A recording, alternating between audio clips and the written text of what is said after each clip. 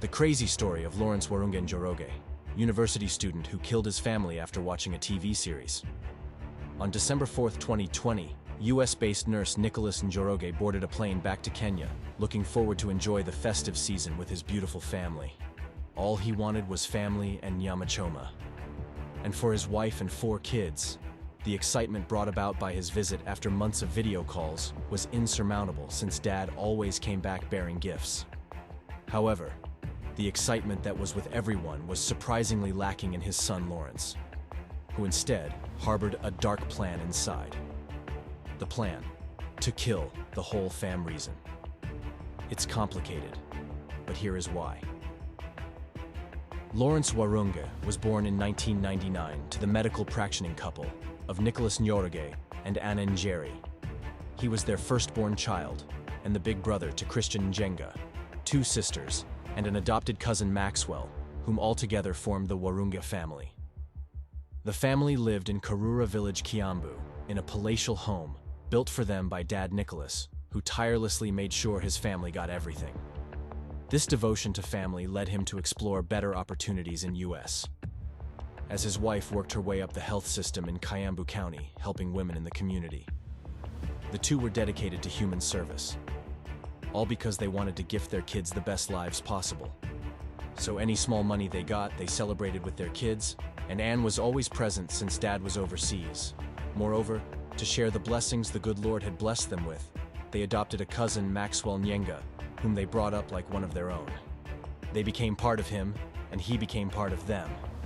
And just like every Kenyan parent, they sent their kids to the best schools.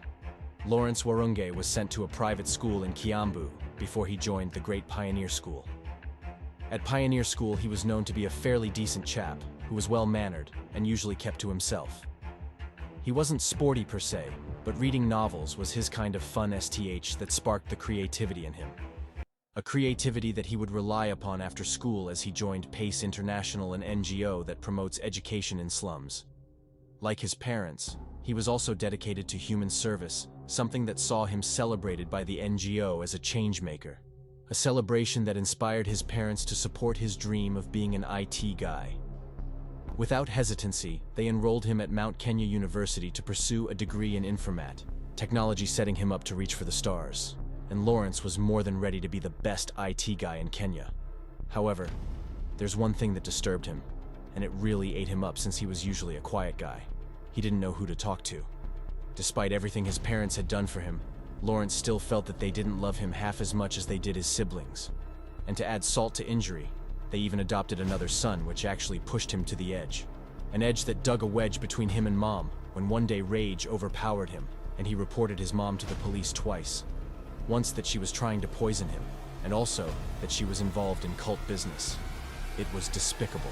After reporting, his mom, being a nurse, diagnosed the case as a simple mental problem and tried to remedy the situation with the son by giving him the tough African mom talk. Sadly, it didn't work. But gladly, Lawrence was now in uni living alone, so the distance between him and Mom would at least give him ample space and time to think about his life choices and what he was accusing his mother of. Pale campus, Lawrence enjoyed every bit of this new life, almost to a point that he forgot of his worries about family. From the friendships, ladies, and fun of campo, the quiet chap enjoyed it. And just like most comrades when lectures bounced, he spent his time watching movies and TV series in his trap house, a hobby that would eventually reignite his troubled thoughts about home as he watched the new series he had copped. The series was Killing Eve, a British spy thriller that follows a sleuth trying to capture a psychopathic assassin called Villanelle. Villanelle, as beautiful as she looks, kills people meticulously without being caught. That is quite captivating. And when Lawrence watched Villanelle confront her mother for loving her less, he felt triggered. It reminded him of his life, so when the assassin decided to kill her family like this. Right there and then, Lawrence felt an inspiration creep through his spine. It was an inspiration to solve his own problem. But unlike Villanelle, who only killed her mom, Lawrence was going to kill them all. After making up his mind that he was going to kill his family, Lawrence only had one thing that was disturbing him, and that was how he was going to commit these homicides undetected, just like Villanelle. This is actually the hardest part of a murder, and being the bookworm he was, he trusted to find answers to his questions in crime books. So he went shopping and got these two. With the books in hand, he read day and night while watching carefully the tricks Villanelle used while carrying out her murders. Thanks to his research, he got the perfect plan, and the perfect plan involved disguise and the use of another person who would purchase for him crucial equipment necessary for his mission. This tactic would throw the sleuth's scent off him. And since he had no friends like that, he decided to get a babe whom he'd use for the plan. Suffering from inadequate vibes to woo paintings, Lawrence settled for a young hustler, her name Sarah Muthoni. Sarah Muthoni used to sell eggs and smokies in Thika town to eke a living. Coming from a poor BG, she worked tirelessly to change her fortune, so when the son of a tycoon showed interest in her, she fell head over heels like a Nollywood movie, not knowing Lawrence was roping her into a deadly plan that would put her in the biggest fix of her life. Well, you can't blame her since, like everyone else, she saw a calm, quiet, handsome man. But behind the silence, the devil resided. With Sarah in his pocket, he now felt it was time to actualize his plan. To trip her senses even more, he told her he needed to do something that would make them live their lives peacefully and better forever. On hearing this, Sarah was elated.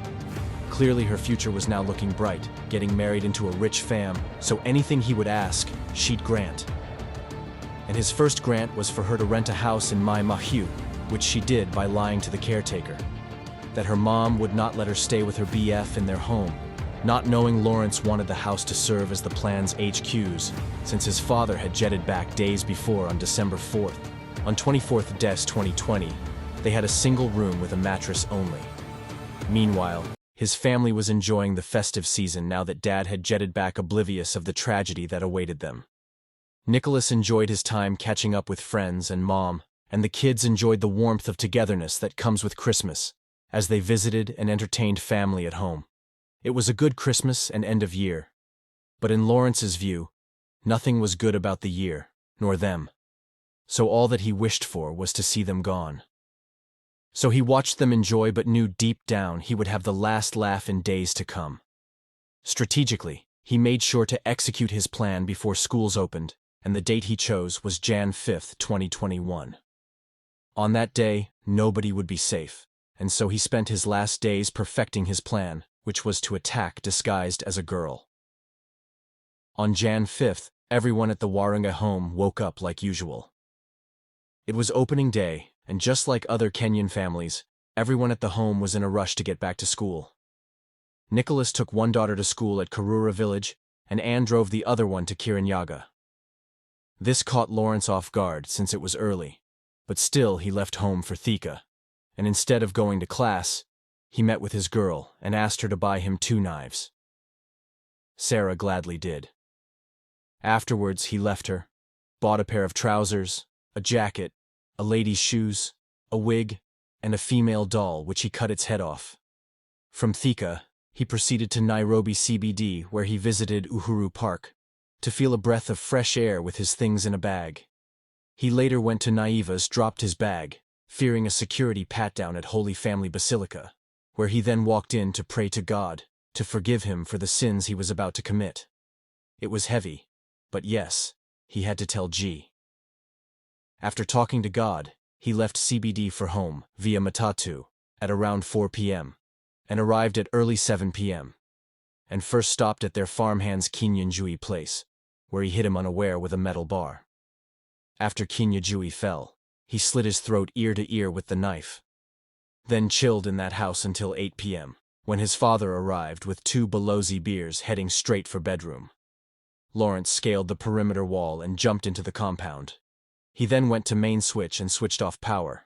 While in total darkness, he set a green paper bag on fire right outside their kitchen, which caught the attention of his mom, who was cooking supper.